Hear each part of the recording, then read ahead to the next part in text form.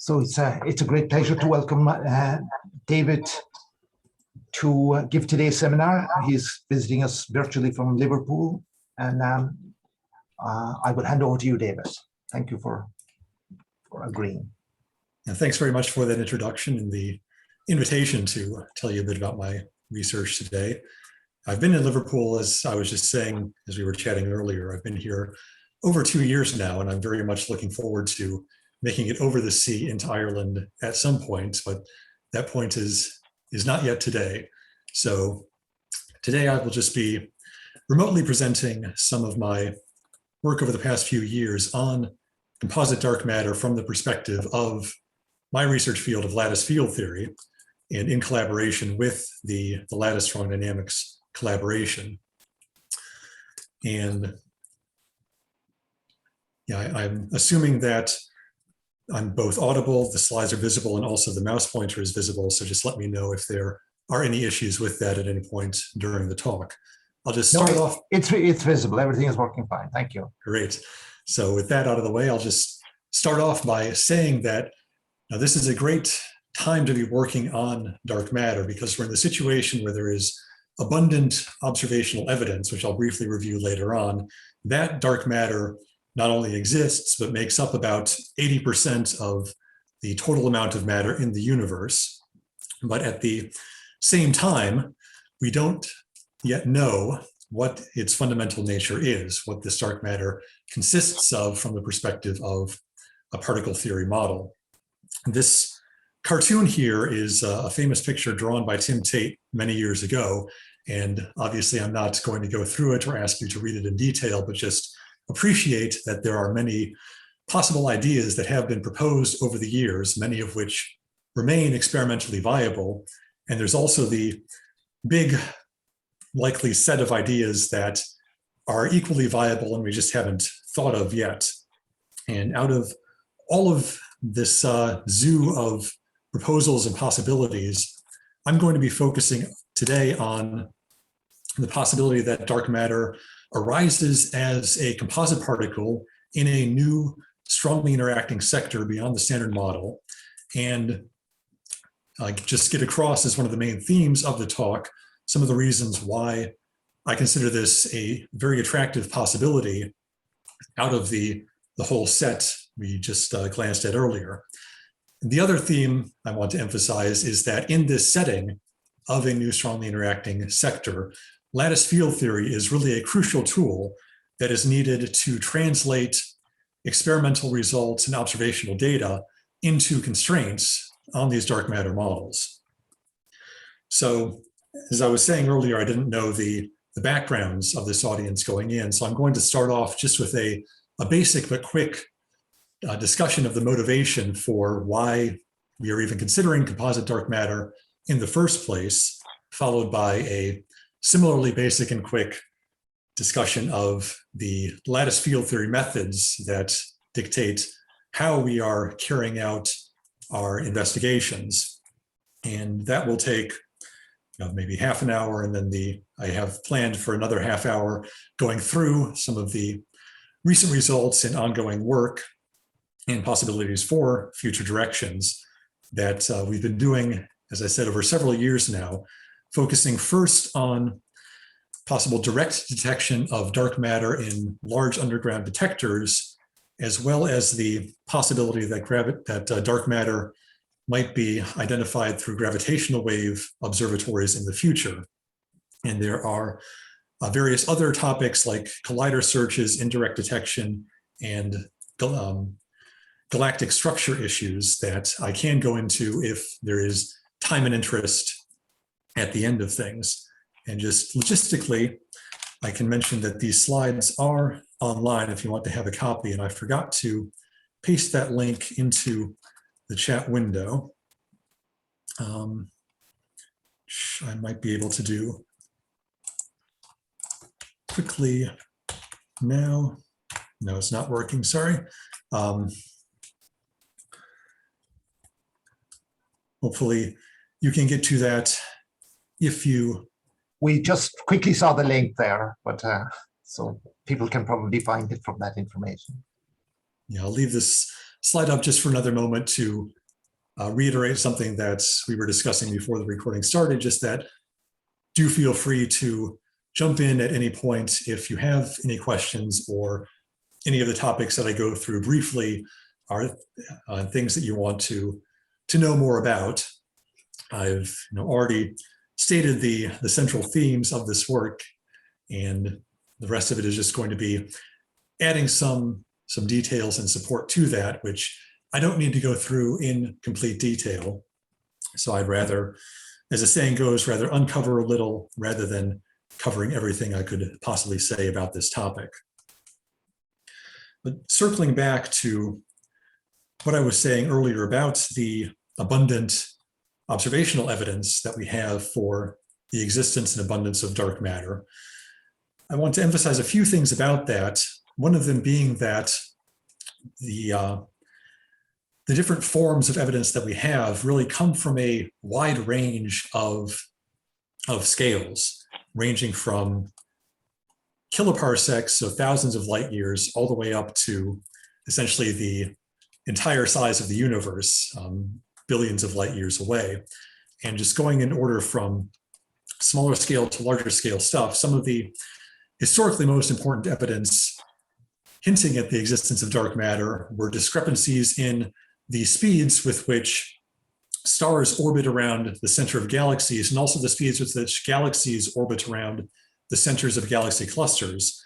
And this plot here in the upper left is just one illustration of this for a particular galaxy, showing stark disagreement between measured data for these rotational velocities in the black points, whereas what you would expect based on Newtonian mechanics and the amount of visible matter that you can see in the luminous disk of this galaxy is shown by one of these lines that has a peak at the scale of a few thousand light years and then falls off pretty rapidly, implying that there must be some additional contribution from a dark matter halo to add up to the total contributions that are observed observationally, that are seen in many systems throughout history, starting in the 1930s and really nailed down in the 1970s by the work of Vera Rubin.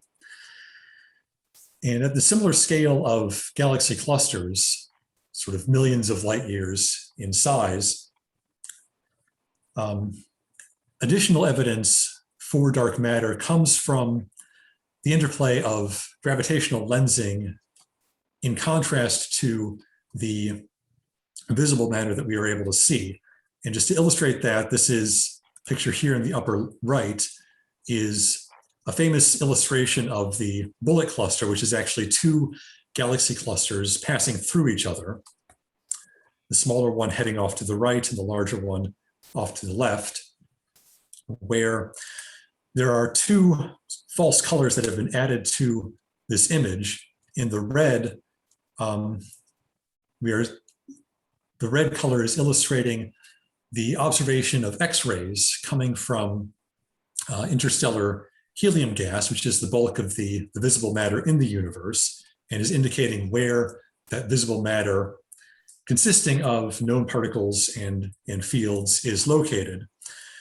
And the other color in the blue is inferred from measuring how the light from distant galaxies is bent by general relativity as it passes through these regions of space, which is telling us not where the visible matter emitting X-rays is located, but rather where the total amount of matter affecting gravitational interactions is located. And what is clear to see from the image set up in this way is that most of the matter is not overlapping with the sources of X-rays. That is to say, most of the matter sourcing gravitational interactions is dark. And going off to even larger scales of order of billions of light years, by comparing, or by running, I should say, cosmological simulations of the formation of large-scale structures of these galaxy clusters and filaments connecting them and voids between them, we can infer that a significant amount of dark matter has to exist, based on seeing that these simulations only reproduce qualitatively the sort of structures that we observe if that dark matter is included in them. If only the visible baryonic matter is included, then the universes that result from these numerical simulations are qualitatively distinct from what we see, a discrepancy that is cured by the presence of dark matter.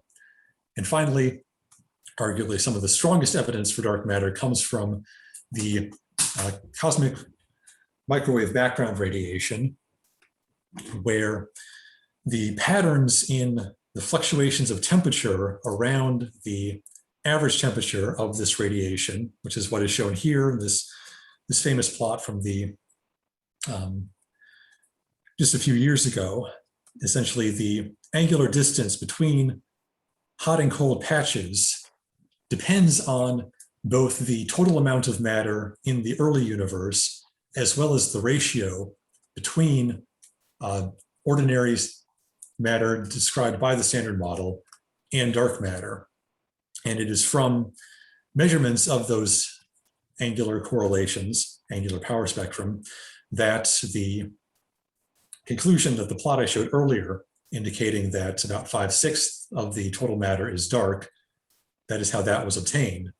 And the key, as I mentioned, is that the wide range of scales through which this gravitational evidence has been obtained over the years really singles out dark matter as the explanation for the single explanation for all of these behaviors, as opposed to some modification of gravity on a particular characteristic distance scale.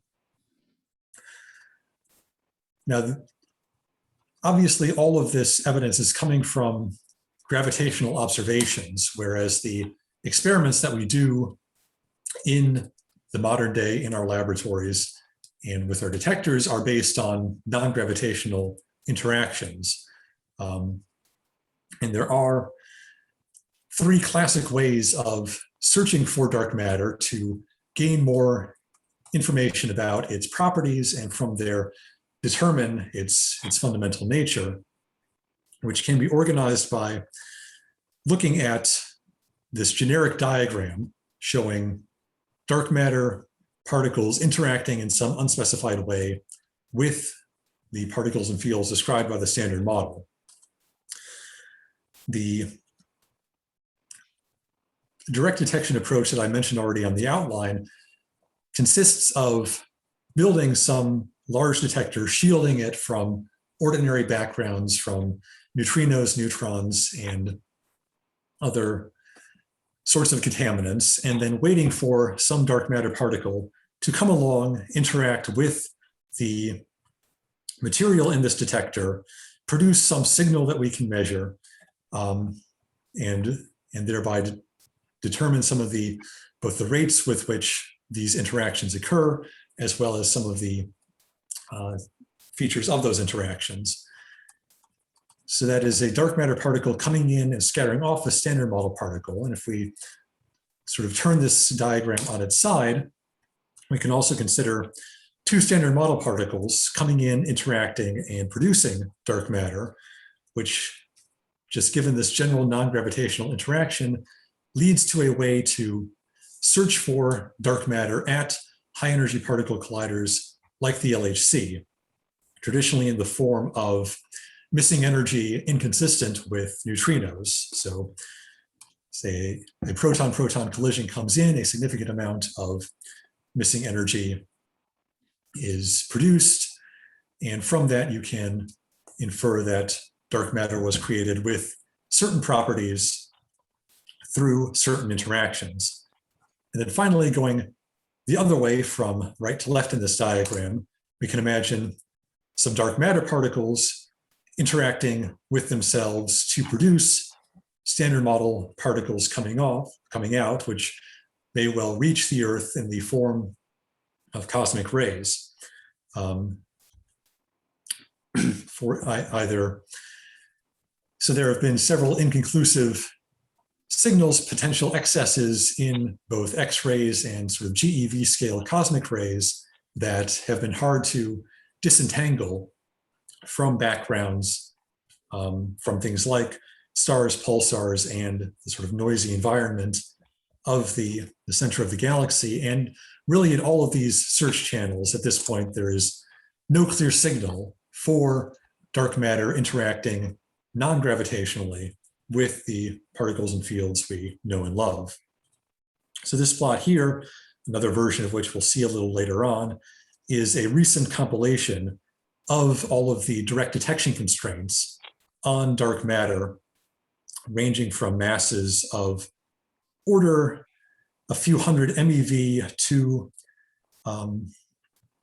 roughly the TeV scale, where the horizontal axis is the mass of the dark matter, vertical axis is the per nucleon cross-section of the dark matter interacting with standard model particles and fields, specifically nucleons. Everything above the lines is ruled out at a 95% confidence level typically, and the shaded area is the expected cross-section where coherent neutrino scattering is going to produce an irreducible background and make these sorts of searches much harder than they are at this point. So with searches pushing down to the 10 to the minus 10 picobar level, they are starting to approach that what's called the neutrino floor, still with no sign of dark matter interactions. But at the same time, even though we don't see any signals of non-gravitational dark matter interactions in these sorts of experiments and indirect detection searches, we have good reason to expect them. Can I ask you a question? Go ahead. The axion scale is much lower than what you're showing. Yes, So, it is. That area you're not showing, the graph doesn't show that. And maybe it is there. There's another issue. In quantum field theory, every field need not produce a particle. Okay? Can contribute to the energy movement tensor, but need not produce a particle. All these are not shown in these graphs. Yeah, so for axions, you really need some dedicated experiments that are probing, as you said, much lower mass and energy scales associated with the axion decay constant. So that's not something I'm going to say anything about or have anything to show in this slide, but I can certainly say that it is a very active worldwide endeavor to search for axions, and similarly place constraints on the possibility of axion dark matter.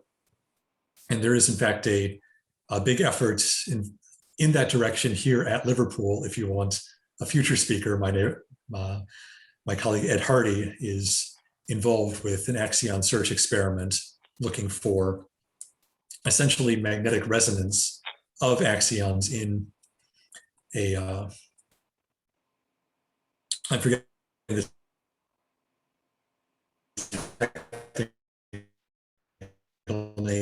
name of the detector that they use, but that's not important. The story for axions is the same despite the different mass and energy scales. They are one of those possibilities in that cartoon I showed earlier, as yet no empirical evidence, only constraints. And there are also, similar searches for the forms of dark matter that do behave as warm or cold matter without producing a particle. I think, what are those called? Fuzzy dark matter, I think, is the term for those, where the essentially characteristic wavelengths of the fields are extremely long, comparable to galactic scales. Another thing for which you can search, I believe using pulsar timing arrays is the main way to search for those, and a similar story that is an idea that remains experimentally viable, but not one that I will be covering in this talk.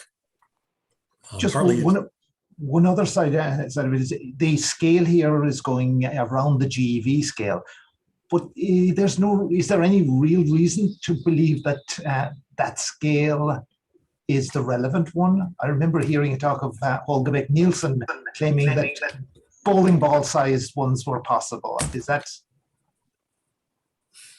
So depending on the nature of the dark matter, there are upper bounds that you can place on the mass scale. So if you assume that the dark matter is an elementary particle, like say a neutralino in a supersymmetric extension of the standard model, then you sort of lose perturbative unitarity if its mass is larger than 20 TeV, in 10 to 20 TeV in round numbers. So that's a very well-cited paper by Mark Kamiankowski and someone else from the early 90s.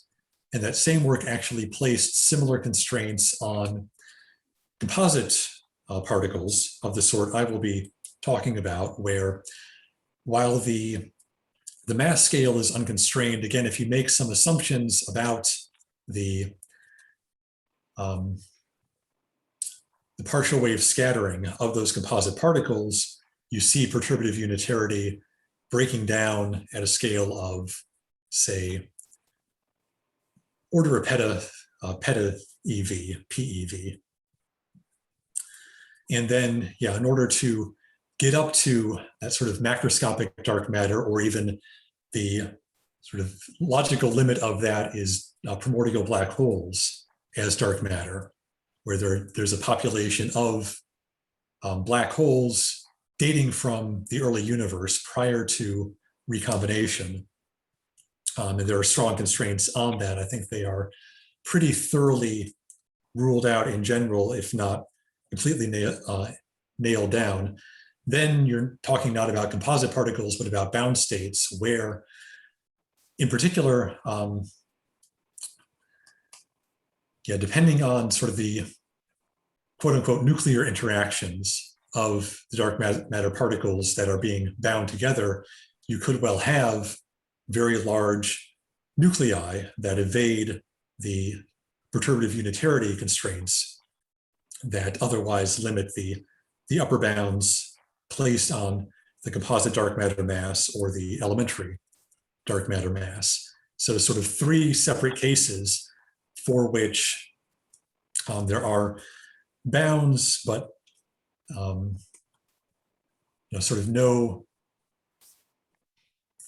complete ruling out. So that is another complication that maybe I want to say, that in addition to the plethora of models that you can have, each model comes with its own parameter space that can, in many cases, be multidimensional. So even focusing on particular models, as I'm doing in my work, we still have lots of limits to consider, and only partial coverage from various constraints ranging from Big Bang nucleosynthesis to the LHC. Okay, one more question I have to ask. I mean, in the CMB spectrum, you were indicating that dark matter shows up. Right. How does it show up?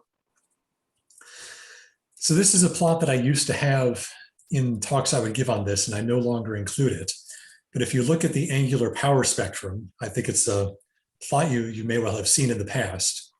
There is a big peak at a characteristic scale, followed by a couple of smaller peaks, and then things dying off into the distance. And if we want, I can even do a Google search and track down a version of this plot easily enough, if necessary, by opening slides I've given in the past.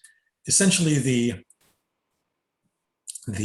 third peak in that power spectrum, its height is sensitive to the ratio of baryonic to non-baryonic matter. So dark matter is what we will be assuming that non-baryonic matter is. And that is sort of one of the strongest pieces of evidence against modifications of gravity. About 12 years ago now, with the publication of, I think, the initial data from Fermi-Lat measurements, or possibly even the WMAP previous generation, you could see no way to reconcile the predictions of any known modified gravity model with the height of that third peak in the CMB angular power spectrum. So sorry to wave my hands rather than showing you the nice plot, but hopefully that gives you an idea of the kind of feature that is relevant in that observation. I think most of us are familiar with the plateau effect. Yeah, and if not, it's something we can come back to. Maybe at the end, I can open a few more windows and risk losing these slides. For now, though, I'll charge on and just sort of address the question at this point, Luke asked if the slides are copyrighted in some way, so just to get that out of the way. Or are they yeah, not formally, open? but just if I were to copyright them, just say there's Creative Commons attribution, non-commercial share alike. That's the standard copyright that I use for things on my website, if not explicitly stated. Excellent. Okay, thank you. Or a copyleft, I should call that. I sometimes get the question at this point, well, why don't we just say that dark matter is something that just interacts gravitationally, no interaction apart from gravity with the standard model particles and fields. So these experimental searches will never see anything, just impose tighter and tighter constraints.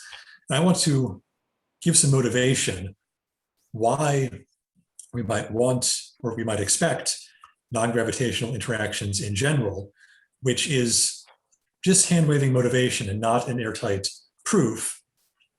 It's something that I think is compelling, and it comes from the fact that there is about the same amount of dark matter and ordinary matter in the universe, which also have about the same temperature. Maybe not exactly the same, but certainly the same order of magnitude. And in general, explanations of this so-called relic density, the amount of dark matter compared to the amount of ordinary matter, as well as its temperature, rely on there being non-gravitational interactions between these two sectors.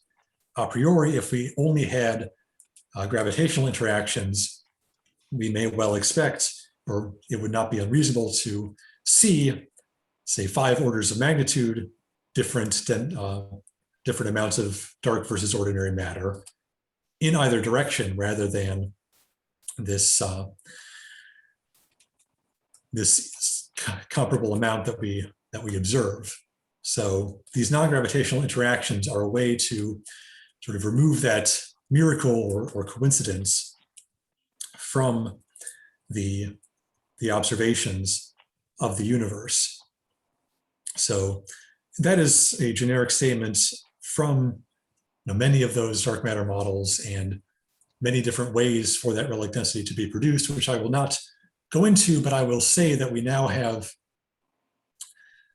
a sort of a tension between wanting or expecting non-gravitational interactions to generate this relic density, but at the same time accommodating increasingly tight experimental and observational constraints on those non-gravitational interactions at the present day. And that, for me, is the most elegant motivation for composite dark matter as a specific possibility to consider in some detail. So presumably, we know that dark matter is somehow preserved in time, that it's not becoming diluted, or in a gravitational sense. Like, well, I'm not phrasing it very well, but yeah, that dilution is actually something that is important in what's called this thermal freeze-out, where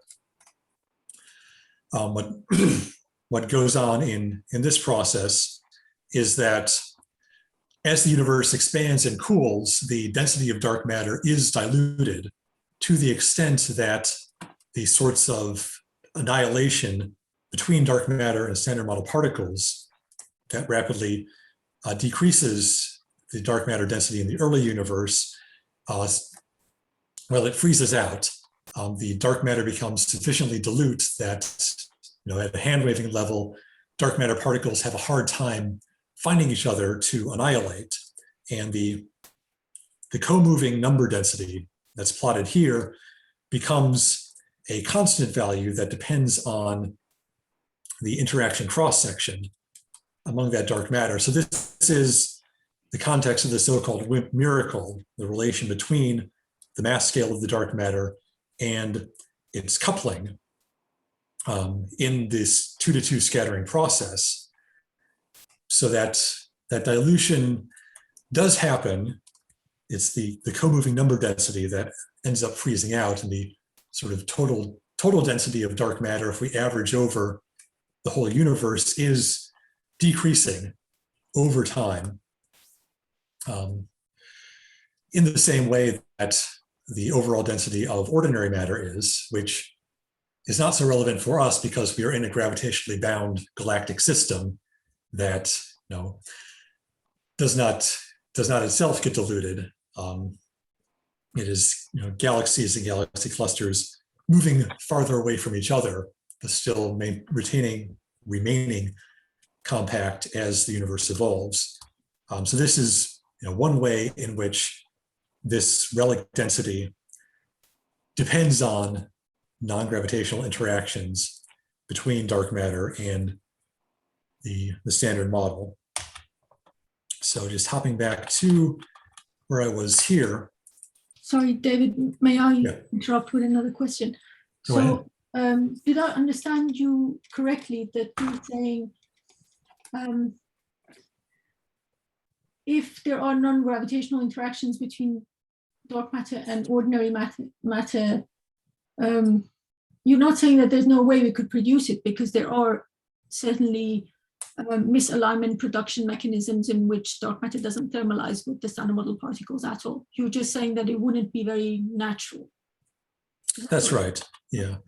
This is basically a naturalness argument, and can be trusted as to the extent that you trust naturalness in general. So motivation rather than a concrete conclusion to be drawn.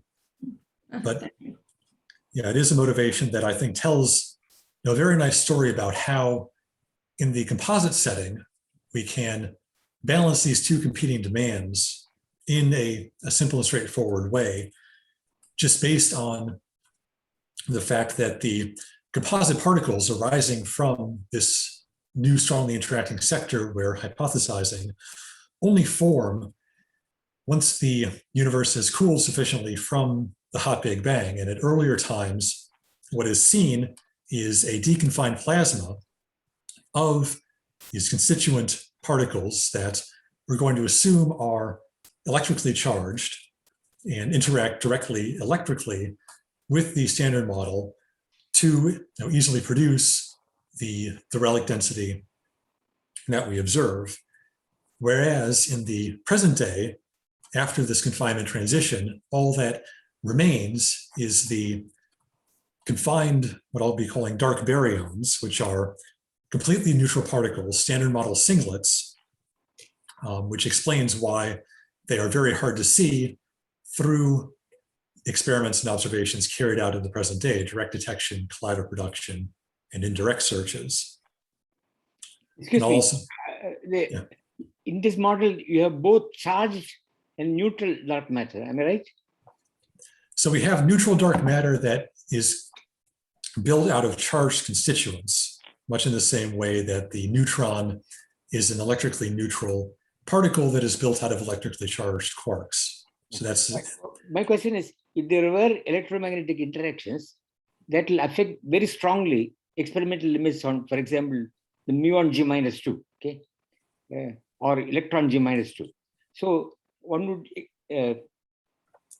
I suppose, put extremely fine limits on possible interactions of charged dark matter.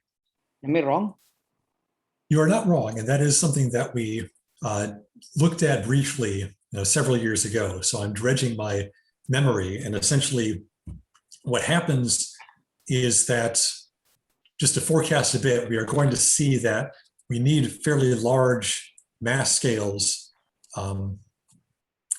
relative to this diagram centered around the GeV, TeV scale. We're going to need to go even beyond that to remain consistent with experiments. And when we plug dark matter at those scales into just leading order corrections to G minus 2, we get things that are I think 3 to 6 orders of magnitude below experimental precision. So there's, in principle, you could place constraints on this sort of composite dark matter from G-2 and other precision measurements.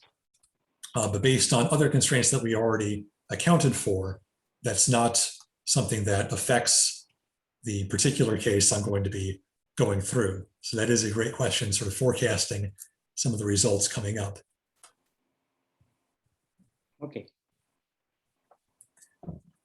And two other things I was going to say about having an analog of a neutron as your dark matter candidate, a dark baryon, that first of all, we automatically get the stability of this dark matter on cosmological timescales. Just in an analog of baryon number will be present in this new strongly interacting sector. And we also, even with a standard model singlet dark baryon, so something that is even more weakly coupled than the neutron with no weak charge, we still have interactions between the dark matter and the standard model through the form factors of this composite particle that arise from the dynamics of its charged constituents. Things like the magnetic moment of the dark baryon, its charge radius, polarizability, etc. And those sorts of form factors are inherently non-perturbative phenomena for which we need lattice calculations to make quantitative predictions with uncertainties controlled to better than an order of magnitude estimates. So that leads me from the composite dark matter motivation to a brief review of lattice field theory, the how of the investigations that we're doing, where I'm sure we all recognize the sort of formal statement in quantum field theory that expectation values of operators can be expressed through the path integral formulation as this integration over all field values, or all possible field configurations, which the observable in question depends on, weighted by the Feynman factor e to the minus is, which I've Wick rotated to Euclidean space-time to make it look more like a Gibbs factor, a Boltzmann distribution, e to the minus s in Euclidean space. And as this is an infinite dimensional integral, that is something that is very difficult to evaluate, except in very special, very simplified situations. And the lattice field theory approach to obtaining predictions for these expectation values proceeds by regularizing the theory, by formulating it in a finite, discrete Euclidean spacetime, which has several nice features. First of all, exact gauge invariance and a fully non-perturbative definition of this field theory that is defined directly in the four-dimensional space-time that we are interested in. Now, at the same time, despite those nice features, there are also not so nice features, and the complication for the lattice approach is the introduction of a UV cutoff from a non-zero spacing between nearest neighboring sites in this space-time lattice that we have introduced. So with that lattice spacing called A, we have an effective UV cutoff around a scale of 1 over A, and the renormalization of the theory is completed by taking what's called the continuum limit, where this cutoff is removed by extrapolating the lattice spacing A to 0 while adding more and more lattice sites so as to retain a non-zero volume for this, this discrete universe. In effect, we take the limit where we have infinitely many sites infinitesimally close together. And even though we have introduced this UV cutoff scale and done some violence to Poincare symmetries, translations, rotations, and boosts, it turns out that the lattice cutoff is smarter than the sort of naive cutoff we would see or teach in introductory quantum field theory, in the sense that if we have a regular hypercubic lattice structure, the preservation of the hypercubic subset of the Poincare symmetries is sufficient to guarantee the automatic restoration of those symmetries in that continuum limit. Another nice feature of making the path integral finite by lattice regularization that we can actually numerically evaluate the path integral and these expectation functions on finite supercomputers, where the current state of technology suffices to fairly routinely evaluate roughly billion dimensional integrals. So lattice calculations with of order a billion degrees of freedom, where, for instance, we can think of the Dirac operator as a billion times billion matrix acting on those degrees of freedom, which is, while that is still finite, it is obviously a large number.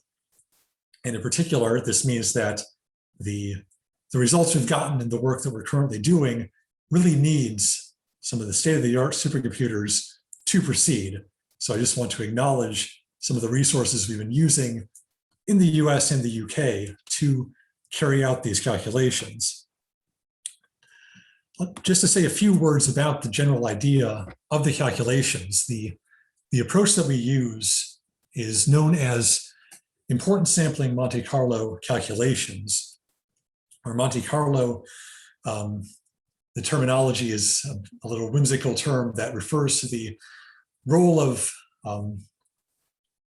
random numbers in these calculations that are randomly sampling field configurations with algorithms designed in clever ways to sample field configurations proportional to the amount they contribute to this Wick-rotated path integral, where I already hinted that the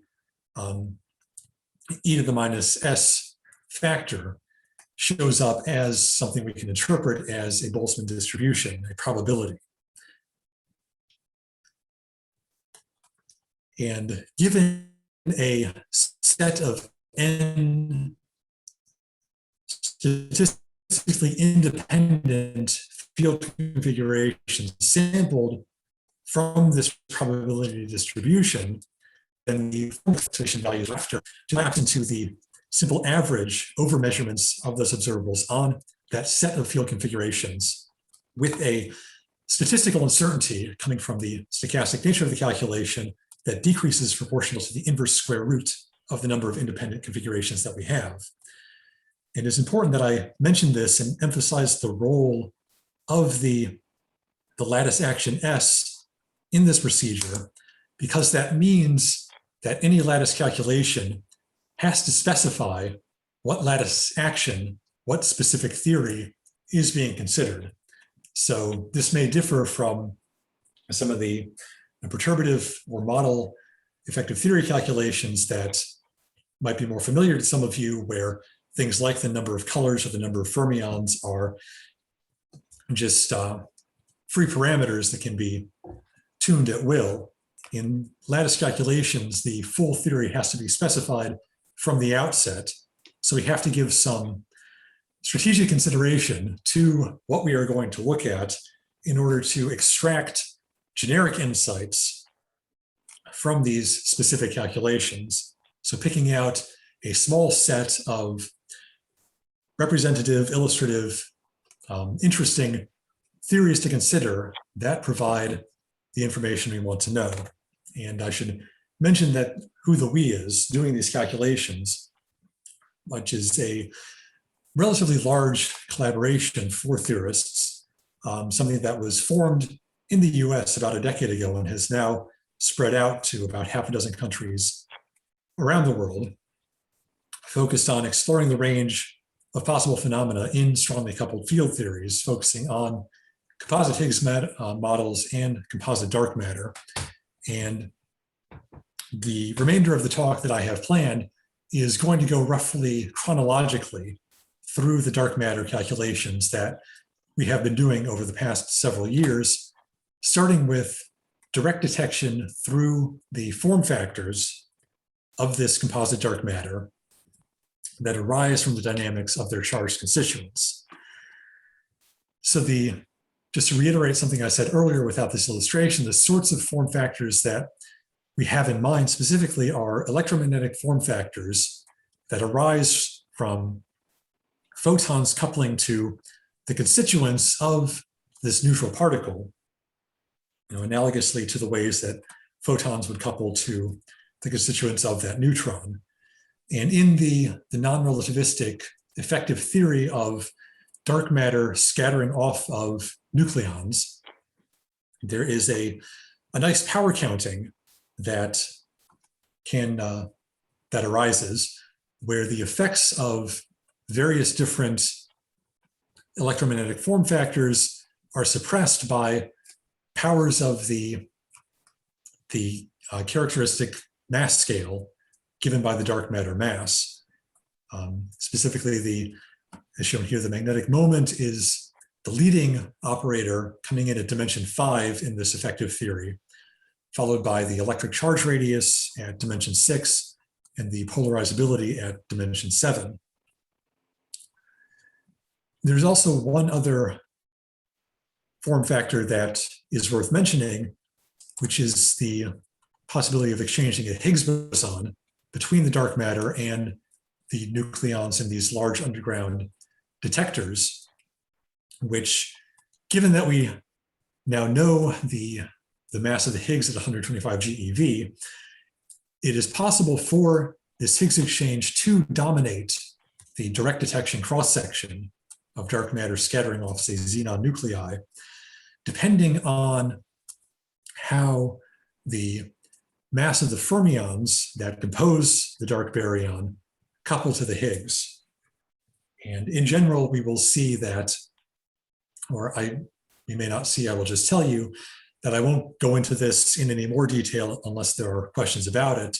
I will consider limits in which the coupling of the Higgs to the dark sector is negligible in the context of direct detection experiments. So we'll set this Higgs exchange cross-section aside and focus on electromagnetic form factors.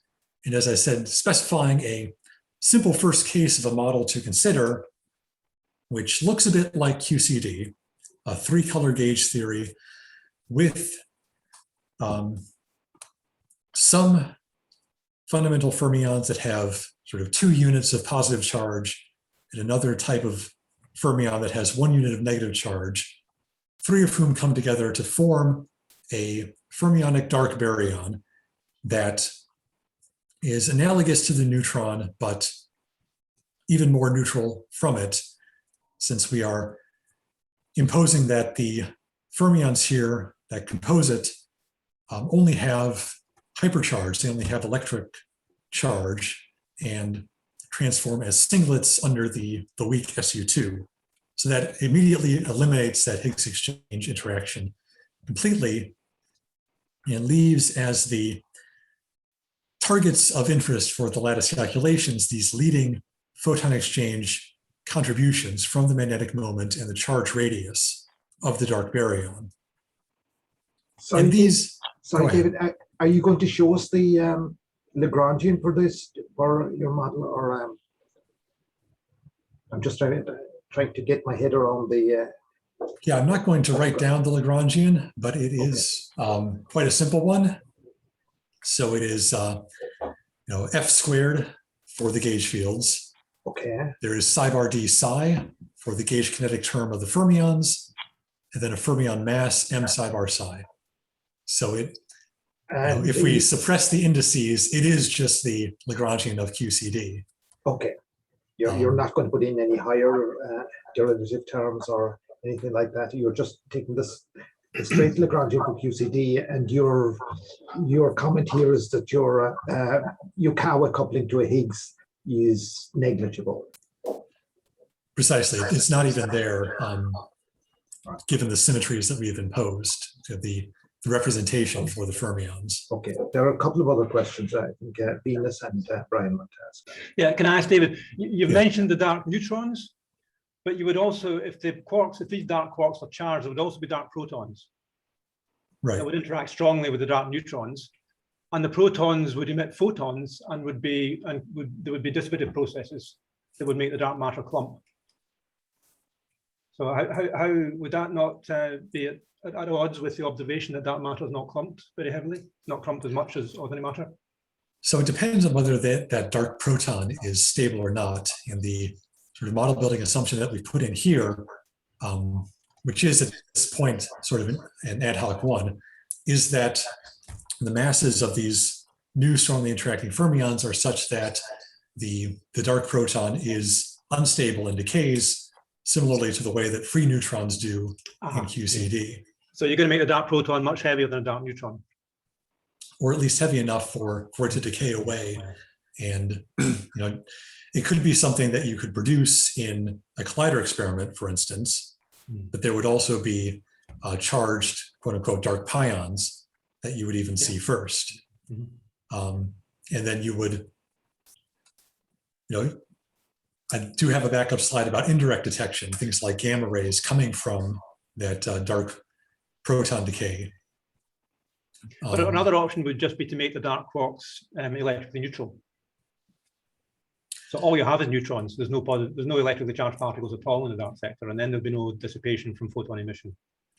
Yes, and if we do that, then we would also lose the non-gravitational interaction setting the relic density of the early universe. The only interaction is the gravitational. Sort of things we're trying to balance out by having these electrically charged constituents, but still, not get into trouble with things like long-lived fractionally charged particles, for instance. There are very strong constraints on fractionally charged particles that could arise in this sort of setup.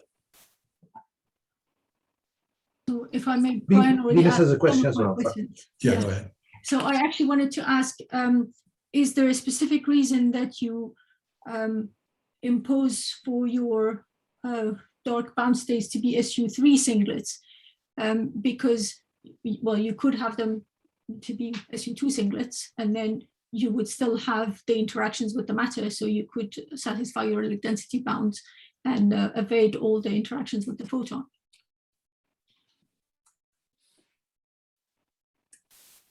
So why SU3 rather than SU2? Yeah. Is that the question? Yes, yes. Yeah, so this is actually something that is going to come up a bit more sharply with the second case that is not quite so simple, but to preview that, in SU2, so I glossed over this, but we're assuming that these fermions are transforming in the fundamental representation of SU3, analogous to the quarks of QCD. And in SU2, that fundamental representation is pseudo-real rather than a complex representation. And a consequence of that is that these baryons and mesons in SU2, so diquarks and mesons, can be rotated into each other by, well, they transform in the same representation of the chiral symmetry. So by a chiral rotation, a baryon rotates into a meson and then decays. So you don't actually have a dark baryon number in SU2 to guarantee the stability of that baryon. You can get around that by just imposing a U1, an extra U1 global symmetry under which there are charge assignments that preserve the SU2 diquark. We wanted to keep things as QCD-like as possible, relying on the accidental baryon number symmetry to predict, if you will, or post-dict the cosmological stability of dark matter that for SU2 has to be imposed by hand. I will say there are several groups investigating SU2 theories as potential. Lewis at York University in Toronto has done a lot of work on that, where I think he was even able to get around the need to impose that global U1 symmetry by making the vector meson the stable particle in SU2 rather than its baryon. So it is, again, a possibility, but not the simple first case that we went with here. And I will confess that part of the reason we did this as a simple first case was to reuse lattice QCD calculations. So it's a bit parasitical. And as a starting point, that sort of guides a somewhat more interesting second case that will be motivated in just a couple of slides if there aren't any further questions about the form factor setup for this sort of QCD-like example.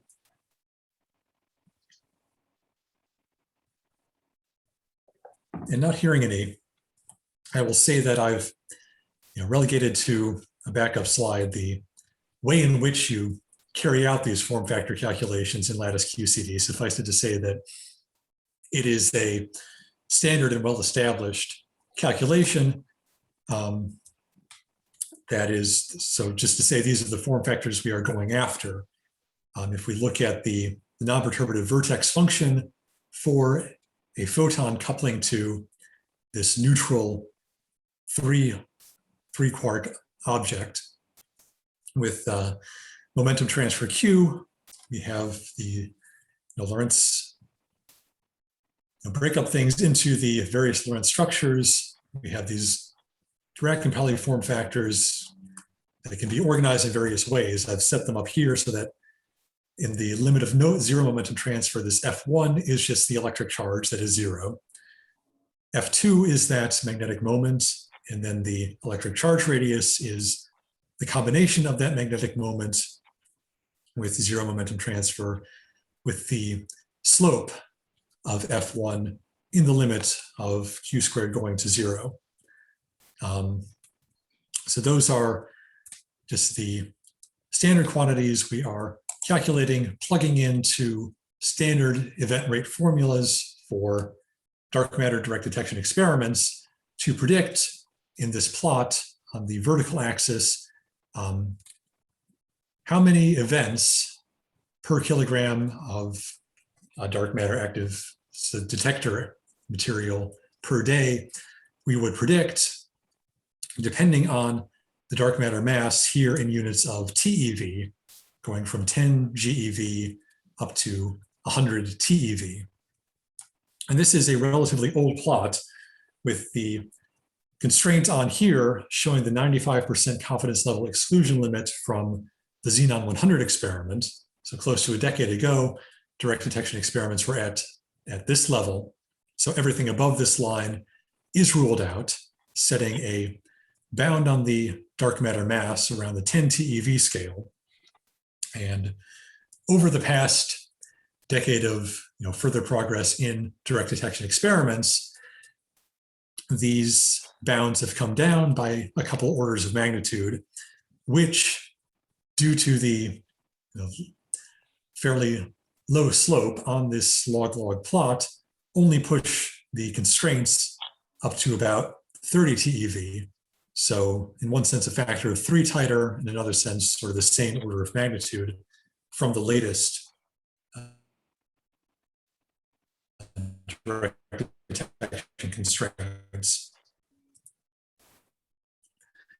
And I'll mention here, you can, depending on your screen resolution, you may be able to see that there are many lines sort of proposed show the effects of varying model parameters. So we carried out about a dozen lattice calculations with different values of the fermion mass and the number of fermions, all of which come out pretty much the same on the large span of scales that go into this plot. Can I ask David, do you know how these curves would vary if you varied n and made it SU4 or SU5? You could even make it SUN with large n and try and do analytic calculations. Yeah, and we do have some tests of those large n baryons from stuff I'm going to show you a bit later on. So in general, what would happen for the form factors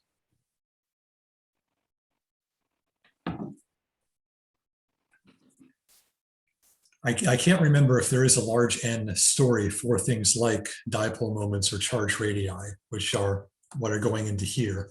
So I don't have a clear answer as to how this would vary with n. What I can say though is that I would expect sort of n dependence not to do the order of magnitude type of changes that would be sort of the minimum level necessary to really be visible on a plot like this that is spanning so many decades of event rates and dark matter masses. Even if you have dependence like n squared n cubed, going over some order 1 values of n is going to give order 1 shifts or order 10 shifts at most in these sorts of results. And that is sort of a feature of dark matter research, that we can sort of get away with throwing factors like that or neglecting factors like that and just saying it's going to come out roughly the same order of magnitude, which is what dark matter searches are working with, orders of magnitude rather than percent level precision. But another factor would be dark matter pions. I mean, the exactly, and that the is pion mass to the baryon mass would depend on the strength of the gauge coupling and the masses of the quarks. It also depends on n, because the pion always has 2 of these valence fermions in it, whereas the baryon has more and more valence fermions. So with a fixed pion mass, your baryon mass is necessarily getting larger. So collider constraints would become collider constraints on those charged dark pions would become more and more constraining as n increases.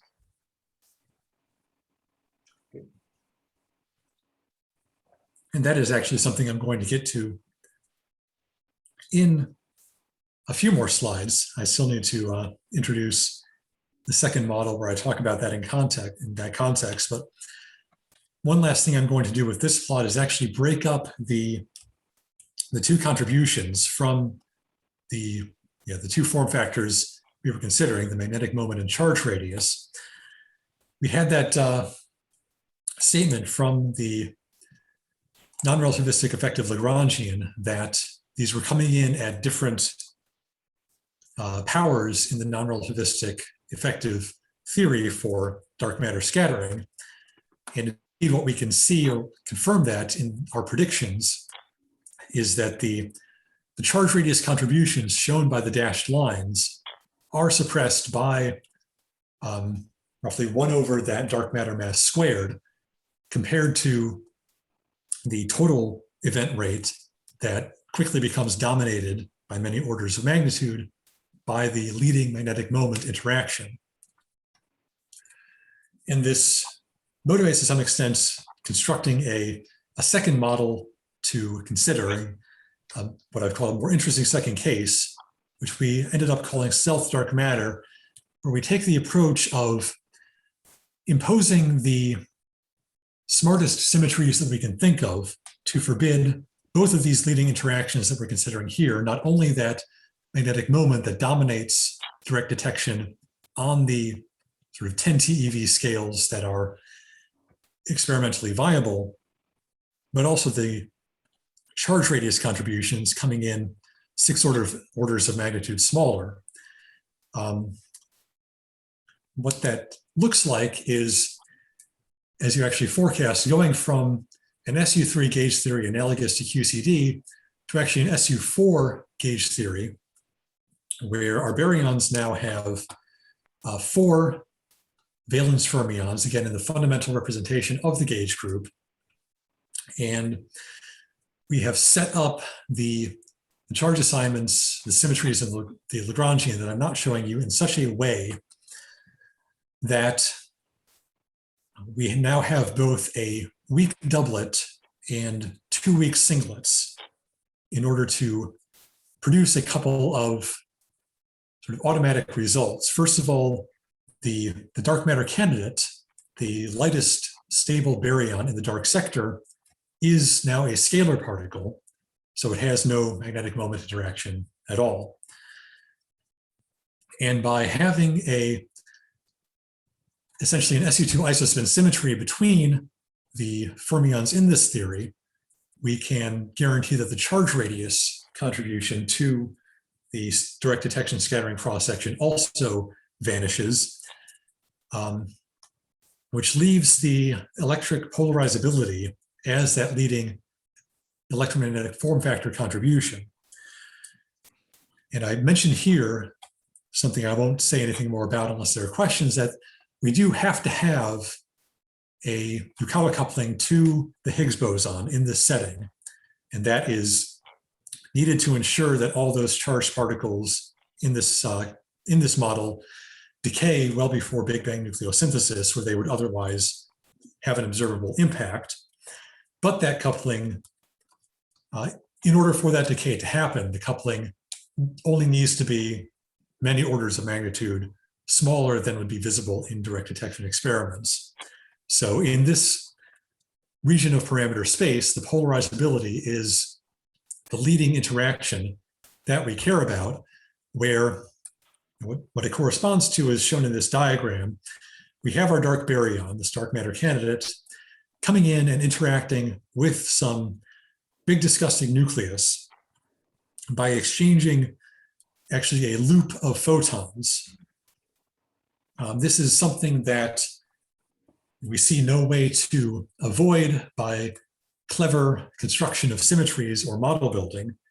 So we think it is an unavoidable lower bound on the whole class of composite dark matter models that this is a representative of. So this is the way in which we want to gain some generic predictions and statements to make, even by considering this specific theory in our lattice calculations. And just as an aside, we can impose these same symmetries for any even number of colors, SU6, SU8, SU12, or so on. And essentially what happens there is that the increase in the mass of the dark baryon with the number of colors means that this unavoidable lower bound actually becomes the constraints become stronger. So SU4 is the least constrained case out of all of those. So what we find here remains a lower bound for generic SU2n gauge theories of this sort. Now, just to flash some results, I'll mention that the nuclear physics of, say, xenon nuclei is very difficult, very challenging, and a source of very large uncertainties that will end up dominating what we will be able to say once we carry out even the first, most basic generation of lattice calculations with the quenched approximation and unimproved Wilson fermions. What we can do, rather than the sort of 3-point function evaluation that we were looking at earlier for the magnetic moment and charge radius, that here, with these 2 photon lines in the diagram, that would become a trickier 4-point function calculation. We can actually get around that by using what's called a background field method, which proceeds by recognizing that the effect of this polarizability shows up in the dependence of the dark matter mass on the strength of an external background field. Background field is first inducing a dipole in the dark baryon. It's encouraging the charged particles to separate in the direction of the field, and then that the resulting dipole field itself is interacting with that external field, giving this quadratic dependence on the external field strength in the mass energy of the dark matter particle that we measure in straightforward fashion on the lattice, where then the coefficient of this leading quadratic dependence is precisely that polarizability. And going through the sort of standard song and dance that I'm not inflicting on you of plugging in that polarizability into direct detection cross-section formulae, we get the purple line superimposed on this older plot of direct detection constraints, where the big uncertainties in that purple band are arising almost entirely from the nuclear physics side of things. And in particular, the polarizability coupling depends in a unusual way, or a non-standard way, on the atomic number of the nucleus that is used in the detector material. So the results here are specific to xenon detectors. You have to sort of redo that event rate computation if you want to consider detectors of different types of material. But maybe the main takeaway point, especially given the progress of direct detection constraints over the past few years, pushing down these constraints to the few hundred GeV level, we see that the prediction for this unavoidable lower bound on the direct detection scattering cross-section actually dives below that irreducible neutrino background around the TeV scale, which is still lighter than the constraints that were set on this simplistic first case of QCD-like dark matter. So there is a broad range of parameter space where it is going to be very difficult ever to see this particular stealth dark matter particle in direct detection experiments. And in particular, once we get to the tens or hundreds of TeV scales, it will also become very difficult to produce this in collider experiments, which are producing the shaded region in this plot as a complementary bound. Just going through searches for the charged dark pions that I mentioned earlier. So this slide has to some extent already been discussed earlier on, that in contrast to, say, supersymmetric extensions of the standard model, where the lightest supersymmetric particle, LSP, is the traditional dark matter candidate, in composite settings in general, the dark matter particle is not necessarily the lightest particle, it is the lightest stable particle, in particular, in our case, the lightest baryon. So searching for missing energy from the pair production of dark baryons is an inefficient way to go about collider searches for dark matter. What you want to do is search for these lighter charged analogs of the pion or the charged vector mesons. And then given a lattice calculation of the non-perturbative mass spectrum of the composite theory, you can translate collider constraints on those dark pions into the constraints of the dark baryon shown in this plot.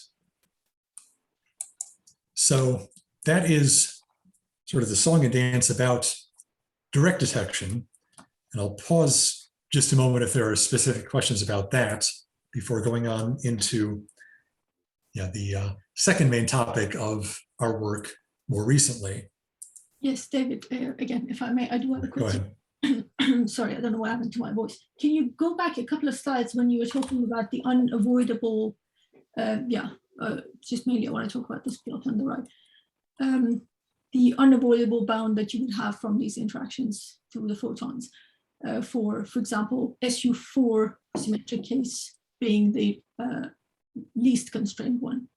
Right. Have you considered maybe breaking the SU24 spontaneously into a symmetry, for example, Z4, which still stabilizes your dark matter, but then doesn't allow for these sort of interactions? So I'm not sure I follow the proposal, because the interactions are coming from having these charged constituents, and the polarizability will remain even if we have, say, a discrete gauge group rather than the continuous SU4 gauge invariance. So I don't think changing the nature of the gauge group in that way would affect the polarizability interaction proceeding through the electric interaction of the constituents of this composite particle. Yeah, I guess whatever I'm thinking about, just I'm not thinking about the electric charge. I'm thinking about You want to call it color charge or whatever, SU4 charge. But yeah, I get what you mean. Yeah, there are many different charges As sort long of as they have electric charge. all playing the role. Interaction. There is, yeah, this is sort of the full quiver diagram for this theory. Yeah. So you see that they all have electric charges. Yeah. They all couple in the fundamental of that SU4, and then this set of SU2 doublets, so the one SU2 doublet and the two SU2 singlets in this setup. So changing that SU4 to a Z4, I think, will not do any violence to the constraints that we are setting. Yeah. Thank you.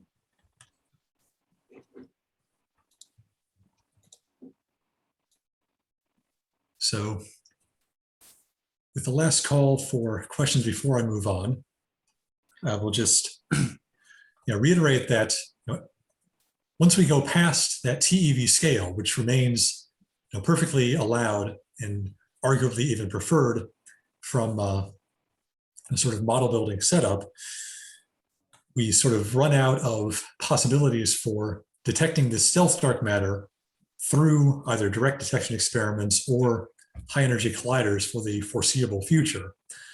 And something that we can still hope to pursue even in that context is searching for gravitational wave signatures that could be produced in the early universe from that confinement transition I mentioned just when introducing this generic composite dark matter setting in the first place. And this is something I've also been discussing with Tommy Alana here in Liverpool, in addition to our work in the lattice dynamics collaboration. There's a great deal of interest in these gravitational wave observatories, and in particular, future space-based gravitational wave observatories that would be able to search for the stochastic background of gravitational waves that would be produced if this early universe confinement transition were a first-order transition, as opposed to the sort of continuous crossover that we have in QCD. And the question of whether a non-perturbative phase transition is a continuous crossover or a first-order transition is another question for which we really need lattice studies of the non-perturbative phase diagram to answer quantitatively and in full generality, rather than in special cases. So for the past few years, I've been leading some lattice studies of the stealth dark matter phase transition, where the basic setup to have in mind is this figure here is a version of what's known as a Columbia plot, because the Columbia Lattice QCD group published something like this back in the early 90s.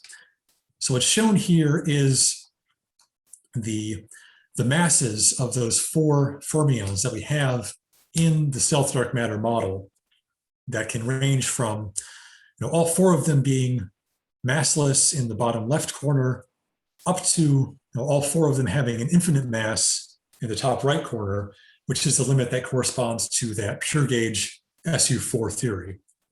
All the infinitely massive fermions decouple, only the gauge fields are left in the dynamics. And it is known from effective models and analytic arguments of first-order transitions to regions of first-order transitions in this parameter space, when all four of these fermions are either sufficiently light in the chiral regime or sufficiently heavy up toward that pure gauge regime. So what we did in our most recent work on stealth dark matter is map out this four-flavor symmetric diagonal line to look for where this heavy mass first-order transition region ends and turns into that continuous crossover that is separating those two corners, and that corresponds to the behavior of the physical point of QCD. So what we found is that fairly heavy fermions are needed in order to recover a first order transition similar to that pure gauge transition, which was a an interesting and non-trivial finding, because it is known that this first order transition becomes stronger as the number of colors increases. So we could speculate that this first order transition may persist to lighter fermion masses. What we found was that if we parameterize the fermion mass by the ratio of the pseudoscalar, the pseudo-Nambu-Goldstone boson, compared to the vector meson mass, that ratio has to be over 0.9. So, close to the quenched limit where the fermions are infinitely massive and this ratio approaches 1. And this is significantly heavier than the polarizability computations shown earlier, where we were considering ratios from about 0.55 to 0.77. So moderately heavy fermions in that context becoming heavier in order to obtain a first order transition that would produce a gravitational wave signature. And the question then becomes, yeah, go ahead. Do stop me. If you don't, I'll just keep on asking questions. So this plot doesn't suggest that some of these fermions are mass degenerate, right? But I'm guessing you're trying to keep their masses close. Is there a reason for doing that? Or is this the only region that would give you a first order phase transition? So there's a long answer to that, coming from some of those details of the model that I flashed. And so we are looking at this 4-flavor degenerate diagonal line that is mainly for simplicity. We do need to have these 2 pairs of fermions being degenerate. So M1 equal to M2 and M3 equal to M4. The reason for that is that a non-degeneracy there would break this SU2 global isospin symmetry that removed that charge radius contribution. So that's the trade-off. We could split those masses at the cost of reintroducing stronger direct detection constraints. But would it be worth it? Would you get a stronger first order phase transition? Probably not. So, we, not having done the detailed lattice calculations of the exact shape of the boundary of this first order transition, we sort of assume that it is a nice circular, semicircular line in here. So that's all 4 of these guys. And we don't, one thing that at least some of my collaborators are interesting to explore is what would happen if we broke up this 4-flavor calculations we've done first into 2 + 2 flavor calculations. This brings in the complication that there's another parameter, another dimension in the parameter space to consider. I guess they're not splitting. I've spared you the details of the lattice calculation, but especially for these thermodynamic studies looking at phase transitions, we will see a bit of data in a slide or two, and you'll appreciate that we had to carry out about 1,200 independent lattice calculations in order to get this first result from last year's publication. And I was also going to say another lattice technicality is that we generated those 1,200 lattice ensembles using a formulation of lattice fermions called staggered fermions or Kogut-Susskind fermions. And those are essentially based on a spin diagonalization trick that leaves them numerically inexpensive, but brings or leaves fermions coming in sets of 4 degenerate I see, what are called doublers, or sets of 4 degenerate fermions. So this 4-flavor line is particularly convenient for staggered fermion calculations. And my collaborators' idea of going from 4 degenerate to 2 plus 2 and getting off this diagonal line would involve switching the calculations to use domain wall fermions instead of staggered fermions, so about an order of magnitude increase in computational costs from that. Mhm. I'm trying to remember what the next slide is. Yeah, we are indeed showing just a very small subset of the lattice ensembles that we generated using importance sampling Monte Carlo, just to illustrate some of the observables we look at in order to establish that the phase transition is first order in this region of parameter space, as opposed to the lighter masses, where we see a continuous crossover instead, both in the pure gauge case, which we considered to use as a benchmark, as well as in this case of the heavy fermions with that pion to rho mass ratio greater than 0.9. We see both phase coexistence signaled by this two-peak structure in the histogram of Polyakov loop values among the measurements of the Polyakov loop that we do in a single ensemble, as well as the expected volume scaling of the susceptibility of this Polyakov loop at the transition coupling, which is related through powers of the lattice spacing to the critical temperature of this first order transition. So that gives a sense of the scale of lattice calculations that needs to be done to look at just a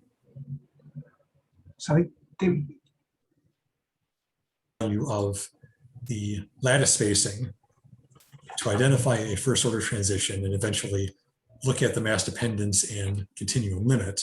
So to understand your diagram, what does the NT stand for, 16 to the NT? So that is the lattice volume, 16 cubed spatial volume with the number of time slices of 8. Oh, 16 cubed times time is 8. Okay, all right. Yeah, NT8 is 8 time slices. That's just a little shorthand that that we use. Okay, your volume. So sorry not to explain that. So sorry. Yeah, the susceptibility scaling that comes in. So there's a whole industry of finite temperature lattice calculations where the number of time slices essentially sets the scale of the lattice spacing, and then the thermodynamic limit for that fixed lattice spacing corresponds to taking the spatial volume to infinity with a fixed number of time slices, in this case 8. And as you take that thermodynamic limit at a first order transition, you expect susceptibilities to scale naively with that spatial volume. So L cubed, with L being 16 at the lowest set of points here, up to 24, and then up even further to 32. And so what is this M here? The M is the mass of the fermions. So that is the mass. What is the dimension then? Yeah, it is relative to the UV cutoff.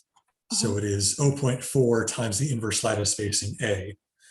So that is what we call lattice units, where we ignore factors of the lattice spacing that set the scale. So how does this relate to the what you had, the ratio of the masses? So that before?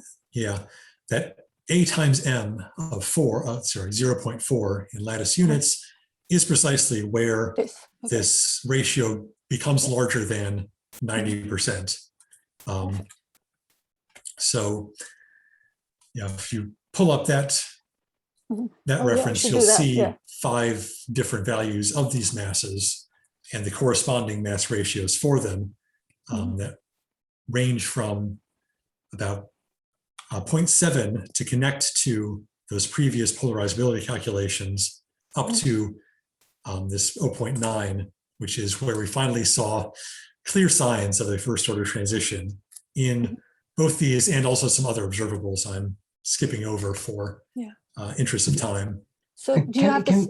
Sorry, go ahead then, Joe. Go ahead, I'll come back. So do you have a similar plot for the lower end of the plot where the mass ratios the fermions were close to massless, very light. Yes, not in the slides. I only included the pure gauge benchmark, but in the paper, certainly there are analogs of this plot for all of the mass values. Didn't show any of the histograms because they're just boring. They show a single peak at all values, but I did, have these automatically generated. So I have histograms of this sort for all 1,200 ensembles that, we've posted online at a site that is currently down. But the behavior is the same, or did you say the histograms for the low mass region only have one peak? In lower masses, we were not able to see this two-peak structure, which can mean one of two things. Either the transition is a continuous crossover and not first order, or we did not sufficiently tune this beta, the coupling, to fiddle with that more precisely. Here there are sort of three significant figures that we tune this to. We may need to do finer scans at smaller masses, and potentially a first order transition would appear. That seems unlikely based on the other observables that we can contrast to this behavior, where, for the crossover case, I don't have the plot here, but I can tell you that for a crossover, the susceptibility has the same peak value independent of the spatial volume. So these three curves land on top of each other, which is exactly what we see for those lower masses. Oh, so basically then it contradicts with the plot that you showed, that for low masses, you might also have a first order phase. So what that means is that the lower masses are not reaching toward the chiral regime. They're still intermediate in the context of this full parameter space. Okay. They are ranging from, as I said, about 0.7 at the low end to just above this 0.9. So they're already higher than the ratios we consider for polarizability. And maybe a relevant benchmark is QCD, where the pion is about 1/6 the vector meson mass. This ratio is roughly 0.2. I should say that once the ratio gets below 0.5, the calculations become significantly more expensive. And you also have the issue of the vector meson being able to decay into two pions, which it does in QCD. So we've stuck in this intermediate regime. You can picture it as like roughly 400 MeV pions, that sort of world, where that's the lighter masses that I was mentioning in this context. And then the heavier masses are sort of pushing up toward even GeV scale pions. So, perfect. Thank you. And then Denjo had a question as well. Yeah, it was pedantic. I'm just trying to understand your Polyakov loop. What is the range of the axis is going from 0 to 2.5? I would have thought it went from 0 to 1, so I'm confused as to what. So we did not normalize the Polyakov loop here by n. So the maximum value we can take is 4 for an SU4 gauge theory. Excellent question.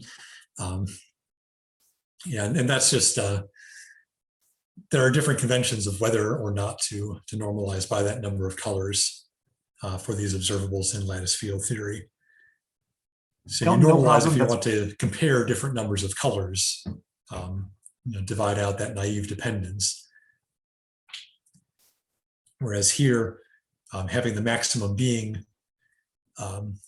n equals 4 in this case is the convention that I'm used to from a few years of work in different settings. That's fine, no problem. I just didn't understand. And at this point, I think I'm done with all the published work and going to talk about some of the work that is in progress right now, which is having established the region of parameter space where we see a first order stealth dark matter transition. The question is, what does the resulting gravitational wave signature look like, and how can we distinguish it from gravitational waves from other sorts of universe transitions, whether those are in stringy models or composite Higgs sectors, they could all produce a stochastic background, and then it is a challenge to extract particle physics information from those gravitational wave observations. Sorry, David, I missed something probably essential from my understanding. How are the gravitational waves generated here? So there are three contributions that produce gravitational waves, and essentially what you need is an injection of energy in the form of the latent heat of the transition from this sector that is undergoing the transition into the space-time it's interacting with gravitationally. So at a first order transition, what we have is the formation of bubbles of the confined phase in the deconfined plasma left over from the hot Big Bang. And after the critical temperature of the transition, which you see here on this plot, there is a transition temperature that is potentially smaller than the equilibrium critical temperature we measure on the lattice just through possible supercooling in real-time dynamics. Once we hit that transition temperature, double nucleation arises and the bubbles rapidly expand and collide with each other. And the collision of those bubbles of confined phase is the first source of gravitational waves. It's just dumping a lot of energy into the space-time from the strongly interacting sector. And after those initial bubble collisions, there is an extended period where the initial impacts of those bubbles lead to acoustic ringing in the early universe, essentially. It's a hydrodynamic calculation at that point, going from the plasma to the deconfined phase. And I think the rough consensus now, though not firmly nailed down, is that the acoustic contribution to gravitational wave signatures following this first order transition is the dominant component. After that, there's also the possibility of additional contributions from the development of turbulence in this newly confined dark sector. Turbulence is hard. There is very little known about those contributions, but there are rough arguments that it is something that can't be neglected. And that's actually a good segue to the green box on this slide. It is known from others' work, and I can give some references for the curious, that there are 4 key parameters from the particle physics model to the sort of hydrodynamics and bubble collision analyses that predict the gravitational wave spectrum from those sources, bubble collision followed by acoustic ringing. So these are the non-perturbative predictions that we want to get out of a lattice calculation to hand over to essentially hydrodynamic modelers to then predict that gravitational wave signal. So it's a 2-step process of which our whole collaboration is only focusing on the non-perturbative side of things. And then there is a hydrodynamics industry that has been very active in recent years. And David Weir in Helsinki is the fellow among them that I know best. I will say that 2 of these quantities, I mentioned the transition temperature already, the transition duration that is related to the rate of bubble nucleation, as well as the velocity with which those bubbles expand into the deconfined plasma, those are both inherently real-time quantities that are tricky to extract from lattice calculations in Euclidean spacetime. So at the moment, our focus, our work in progress, is predicting the latent heat of this first order transition, which feeds into these hydrodynamics calculations in the form of the vacuum energy fraction that has to be non-zero for a first order transition in order for gravitational waves to be produced.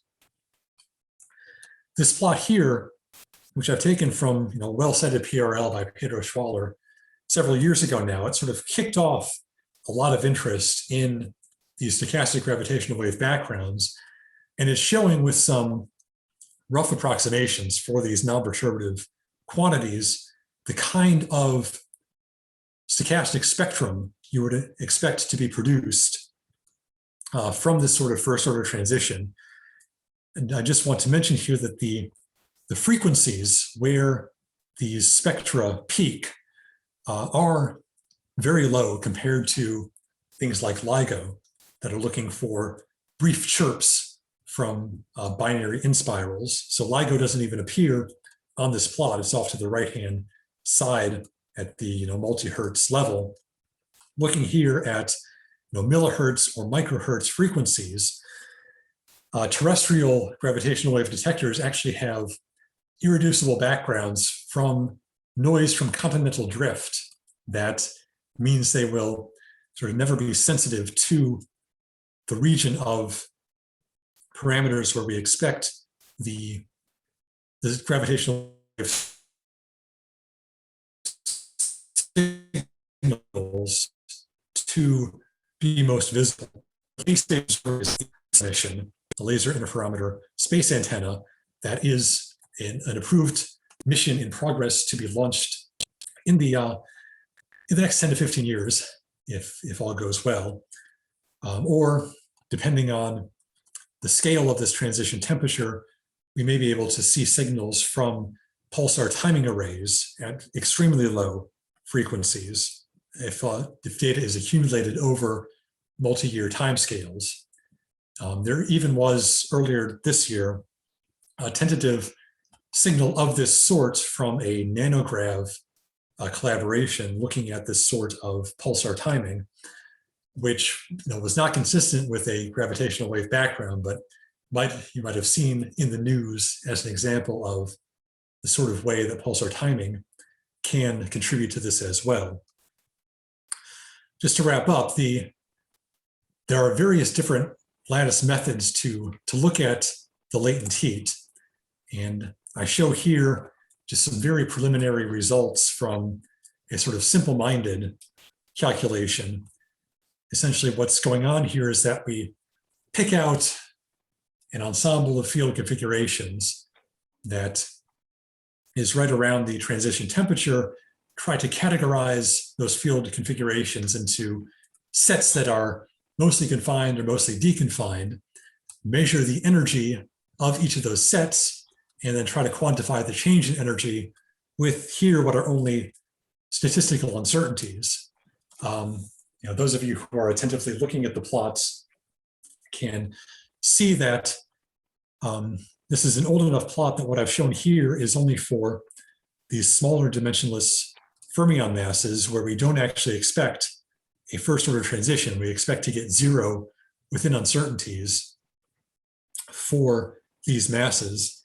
So the non-zero result is indicating unresolved systematic errors that still make this work in progress and are part of the reason why this caveat about the preliminary nature is quite so large on this slide. As an alternative, I have a PhD student here in Liverpool working on an alternative approach to these lattice calculations more generally, known as the density of states algorithms, which are a full alternative to the Markov chain importance sampling that I told you about earlier. Since especially at first order transitions, we expect Markov chain algorithms to struggle. What a Markov chain is, briefly, is an algorithm where field configurations are sampled based on some existing field configurations. So you have a chain of correlated configurations that are modified in some way to gain additional samples that gradually decorrelate. And what we expect to happen at a first order transition, where the confined and deconfined phases should be coexisting, is for that Markov chain algorithm, if it is in, say, the confined phase, it may have difficulty tunneling to the deconfined phase and will only sample field configurations in that confined phase, at least on the scale of calculations that can be done in the order of weeks or months on the supercomputers that are available to us now.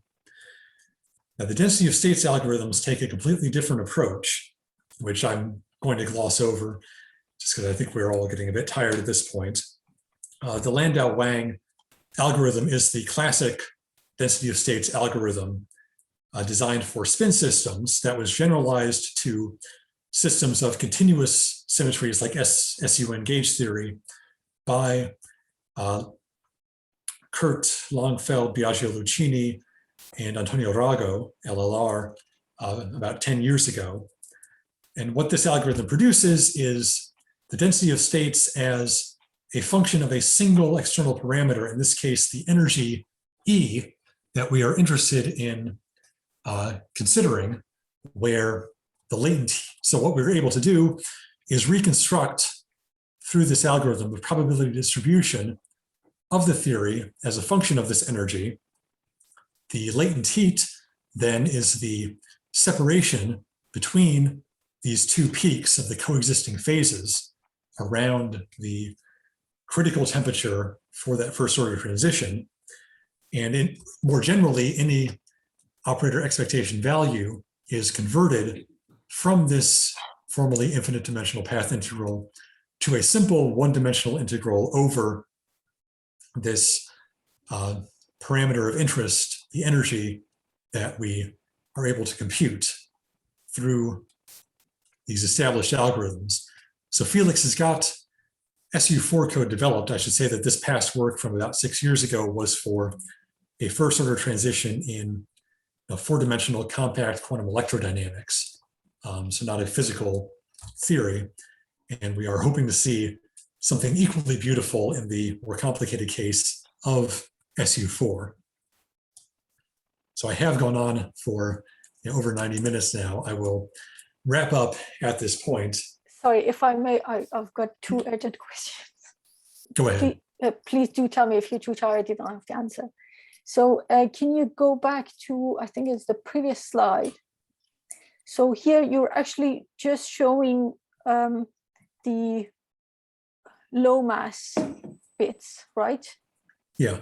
So yeah, wouldn't it be better to show the results for the heavy mass region, because yeah, they're a little bit more trustworthy when it comes to the strength of the first. It's a bit more relevant. So yes, obviously this plot predates last year's publication and needs to be updated. I see.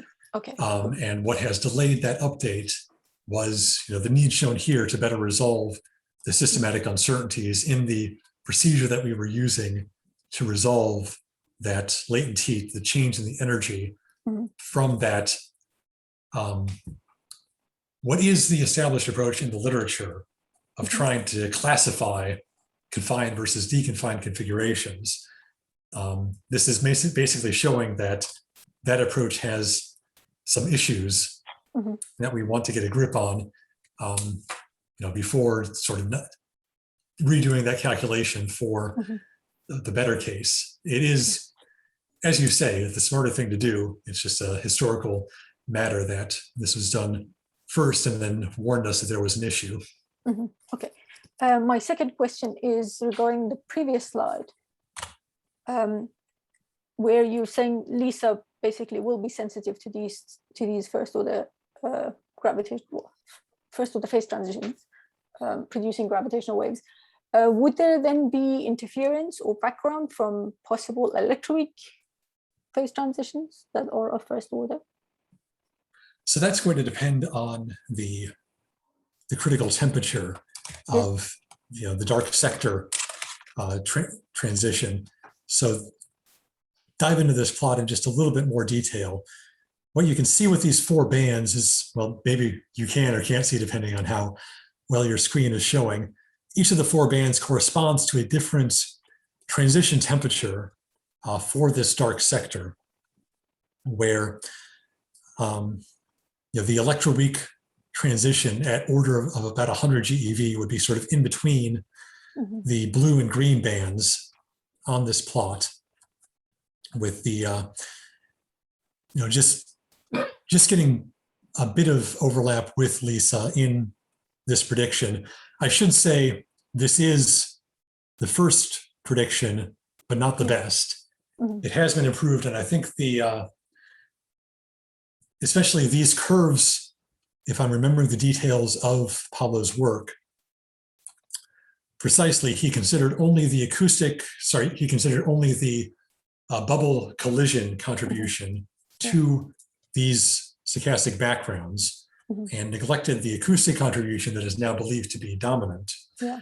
And I believe, the work by David Weir that I mentioned earlier has given some more reason to be optimistic that if the electroweak transition were first ordered by some extension of the standard model, extra scalars or whatever, 2 Higgs doublets, 5 Higgs doublets,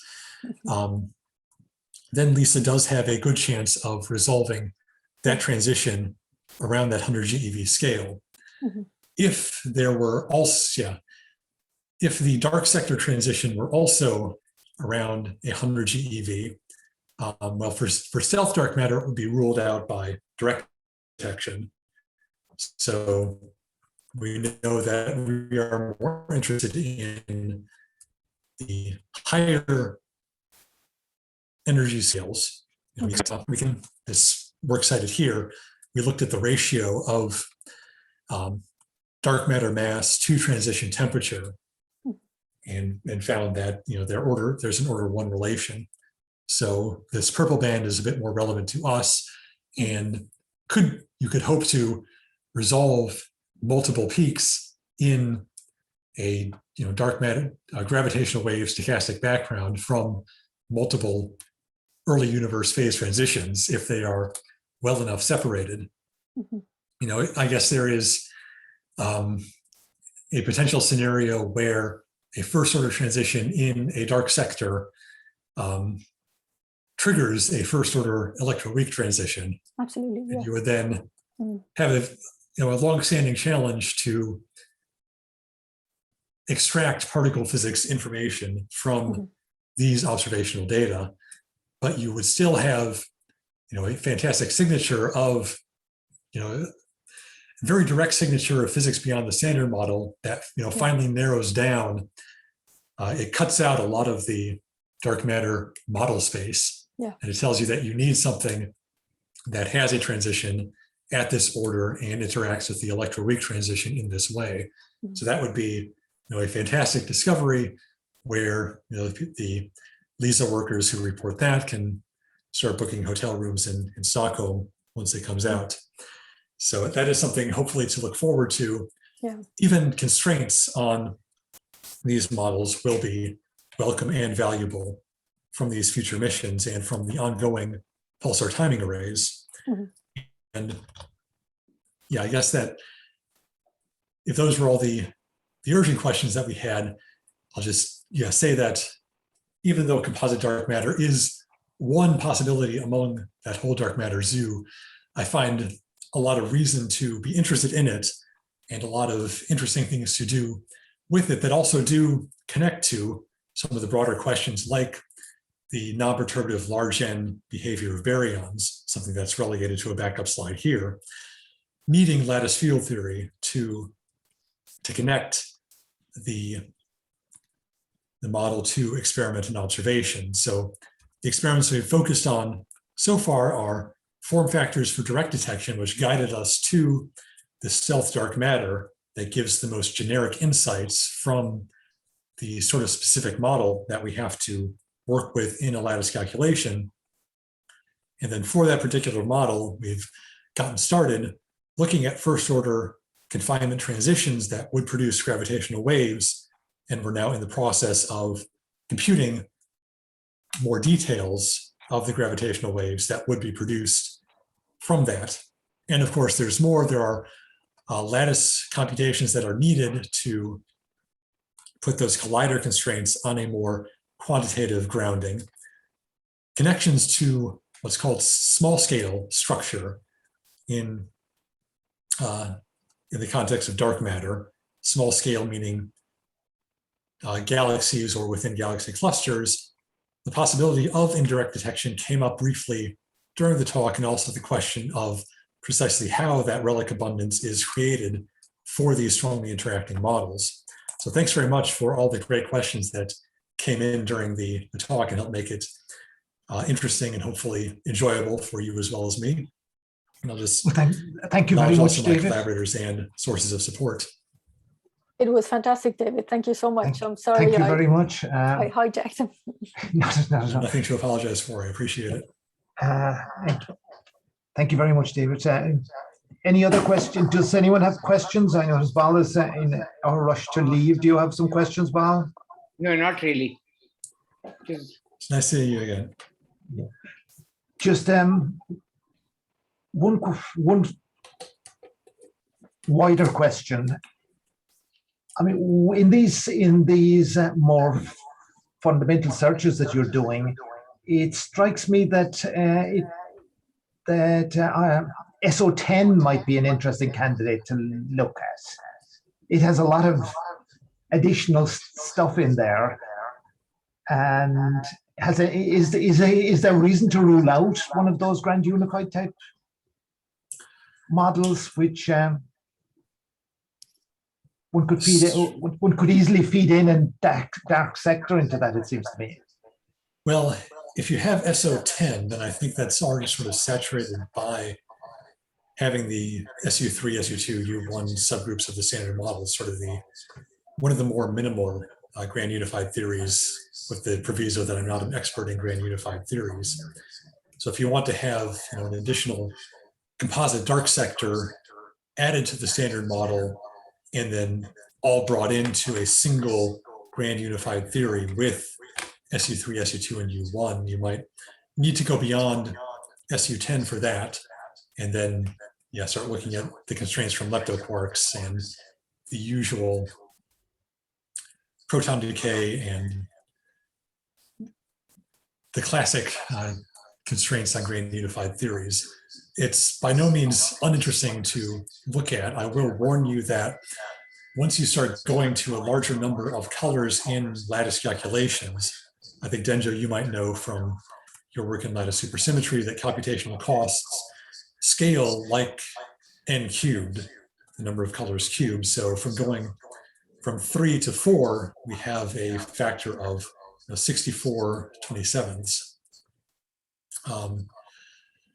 In numerical costs, that's more than a factor of 2 already, and getting up to a sufficiently large gauge group that you could embed both the standard model and the dark sector. That would be computationally demanding. Can I ask about CP violation, David? You mentioned the fact that the amount of dark matter to ordinary matter is about a factor of 5. Right. And I've always considered that to be very significant, because we know that ordinary matter, the amount of ordinary matter is dictated by CP violation. And there's not enough in the standard model. So you'd be led to guess that perhaps the amount of dark matter might be dictated by CP violation in the dark sector, rather than the WIMP miracle, as people call it. That is absolutely. Model, theta QCD, I believe, is difficult on a lattice, so I guess there's not really much you could say about it. Chiral lattice gauge theories are the devil. What is an open question is, so maybe let me back up. I definitely agree that what's called asymmetric dark matter, where the dark matter relic density is related to the baryonic relic density through some way, either higher dimensional interactions or electroweak scaleron processes shifting these asymmetries arising from CP violation. That is a very popular and well-studied way of generating relic densities. And there is an open question that one of my collaborators, Graham Cribbs, has been thinking of: how would stealth matter interact, or how would electroweak sphalerons connect to stealth dark matter when you have fermions in a vector-like representation of the SU2 left times U1 electroweak sector. It's a vector-like representation, but still with chiral couplings to the Higgs boson. And at least according to Graham, I take all my knowledge about CP violation and electroweak sphalerons from him. This is a question that has not been answered in theory. What would an asymmetric relic abundance of stealth-dark matter look like? That is a possibility, and in particular, a way to get down to mass scales below this naive wimpless miracle, where the natural mass scale of stealth-dark matter is hundreds of TeV. You can get that down lower to the TeV scale from these sort of electric scaleron CP violation processes. And that is, one of the questions that is open for further work, in this case, analytic rather than numerical lattice work. How does stealth-dark matter interact or play with electroweak scaleron processes? If you still have some energy left, yeah. Do you? That is young. Yeah. Go ahead. It just, yeah, I've been wanting to ask about indirect detections, but I thought you cleverly left it to the end. But yeah, if you have any energy, can you tell me if the constraint from indirect detection are competitive, relevant, especially gamma rays coming from the center of the galaxy? Yeah, so the short answer is that they're not relevant. And there are two possible sources of those gamma rays that we've thought about. One of them being the higher spin baryons that we have from this strongly interacting SU4 sector. We would have, in addition to our spin 0 dark matter candidate, unstable spin 1 and spin 2 baryons that we would expect to radiatively decay down to dark matter by emitting gamma rays, or by emitting photons more generally. And we could confront this sort of emission with indirect searches for gamma rays, say from the center of the galaxy. Mm-hmm. And what sort of blocked us, what became an obstacle there, was the level of model dependence, the amount of freedom that we had in setting the scale in terms of how big these splittings would be in physical units. Again, this is A times M, where A is the lattice spacing.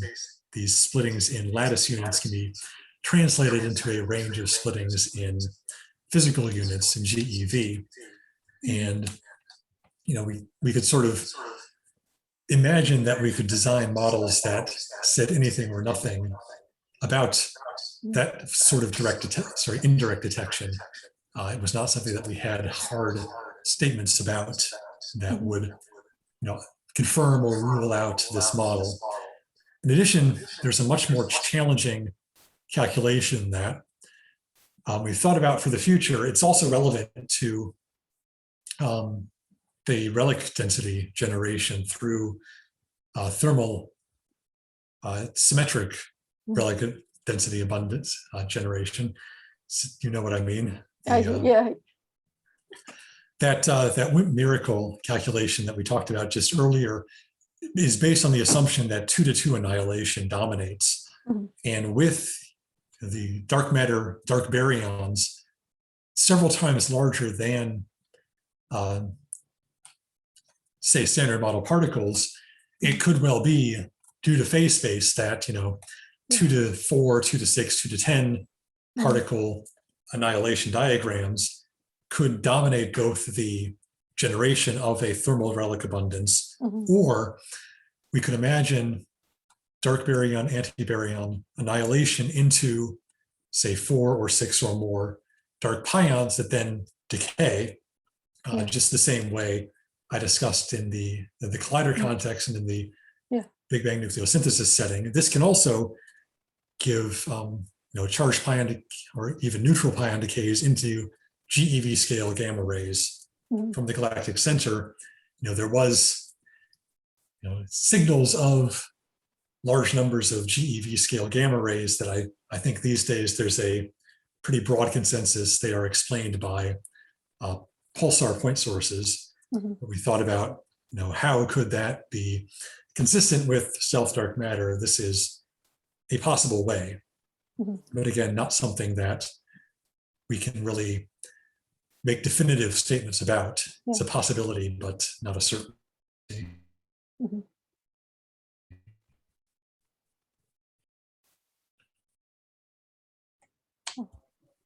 Okay. Are there other questions? Can I ask about the dark protons, David? Right. In principle, your models have dark protons. They will have a certain decay rate. There could be a period of dark nucleosynthesis, and you could have a dark periodic table. So I guess, and that would result in charged particles that would give electromagnetic radiation and dissipation, which you don't want. Yeah. So I guess you have to make sure your dark protons decay fast enough that you never get dark nuclei forming in dark periodic table. So Well, we can have dark nuclei if they are formed only of that stable dark matter candidate. And in particular, the dark because protons could be stable inside a dark nucleus, the same way that nuclei are stable inside. I know neutrons are what you stable mean. Yeah, inside nuclei of ordinary matter. that's definitely something to worry about and to wonder what the signals of that may be, since a priori it may be difficult to distinguish a dark nuclei that has some, if the whole dark matter relic density were formed of those electrically charged particles, then you would indeed have a long-range dissipative interaction. I know from that double disk dark matter work by Gigi Fon, Lisa Randall, and friends from, 8 years ago now, I think, they placed constraints on the proportion of dark matter that could interact with a dissipative force, and still be consistent with observations. And you can have something like 10% of the total dark matter relic density charged under a long-range interaction like electromagnetism, while still remaining consistent with observations. So the possibility of forming a charged nucleus, some number of charged nuclei, is not an immediate killer for this model. It's definitely something interesting to explore. And it is actually connected to one of the supplements that I had after the thank you slide, where these dark matter self-interactions are exactly what would give you those bound states, those nuclei, in addition to resolving some of these small-scale structure issues that I mentioned but haven't discussed.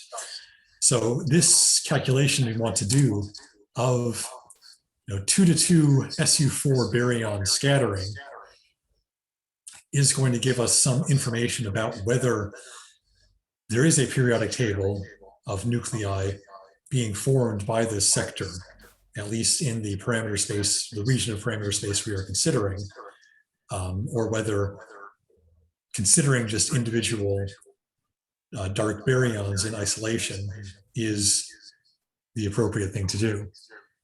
There was an initial... There's obviously no problem at all if the dark protons decay fast enough. That as well, yeah. So, I mean, it's not necessarily a problem, but it would put constraints on parameters. Yeah, and I'm trying to remember discussions from sort of 5 years ago now, where we were focused on making sure that the charged pions decayed rapidly enough, prior to Big Bang nucleosynthesis. And I do believe that, we make the statement that all charged particles decay on pre-BBN timescales. And I believe we have the argument that the dark pions are the slowest to decay, just because it's not a strong interacting, not a process of the strong interaction. It has to go through that effective Higgs interaction, just like the pionic UCD. So it is a weak scale decay, rather than the sort of strong transition that you would have between, say, omega to lambda decay may still be weak. Delta to proton, no, even that. Sorry, I keep muting your mic, Brian, because there's an echo from it. So sorry. Presumably dark proton decay wouldn't be strong either. That would be, because neutron decay is much longer. Neutron. Yeah, I was getting to that conclusion, talking to myself into that, so I misspoke earlier on. We did have some argument that all charged particles are able to decay through that Higgs interaction prior to Big Bang nucleosynthesis, which then leaves the dark nuclei, the nuclear matter, as the main setting where we might have some stable and in particular fractionally charged particles for which there are very strong constraints. Yeah, I mean, even collider searches would put very, very strong constraints on the lifetime of the charged particle. Yeah, again, the constraints there are mainly on the lighter charged particles rather than That's the dark right, proton. yeah.